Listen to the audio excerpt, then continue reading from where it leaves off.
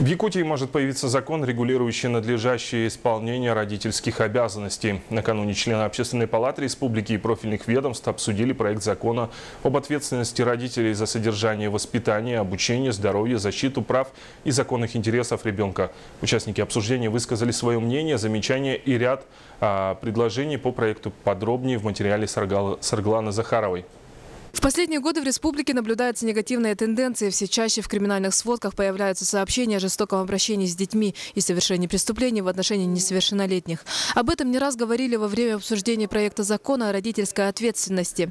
Немаловажен и тот факт, что более половины всех преступлений совершают сами родители или другие члены семьи. Если в 2012 году это было каждое пятое преступление, в 2013 году это было 40%, а в прошлом и в этом годах это уже более половины преступлений. То есть можно представить, что у нас творится в наших семьях. Рост преступлений в отношении детей в республике вызвал необходимость создания нового закона, который бы регулировал все нормы отношений родителей и детей. Закона пока нет, есть только проект, но он уже вызвал неоднозначную реакцию общества. Об этом свидетельствует бурное обсуждение в социальных сетях. Одни считают, что закон вмешивается в личную жизнь людей и не имеет права на существование. Другие же поддерживают его и выступают за необходимость такой регламентации. А третьи сомневаются, что закон будет работать. Ничего страшного в желании воспитать высоконравственную молодежь нет.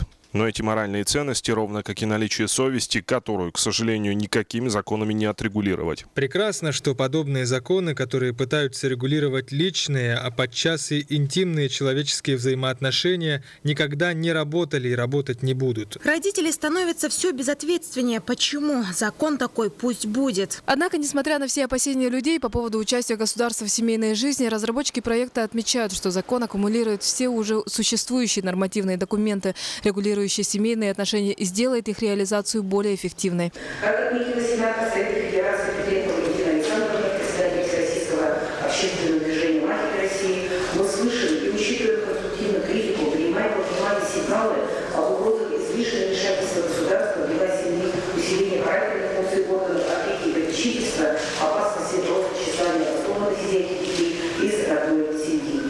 Таким образом, актуальность разработки проекта закона обусловлена необходимостью дальнейшей последовательной и четкой политики, которая должна быть направлена на пропаганду семейного благополучия, семейных традиционных ценностей, повышение родительской ответственности. В конце августа проект закона должен пройти обсуждение с участием родителей и учителей, а в октябре его направят на рассмотрение в парламент республики. Сарглана Захарова, Евгений Лугинов, НВК Саха, Якутск.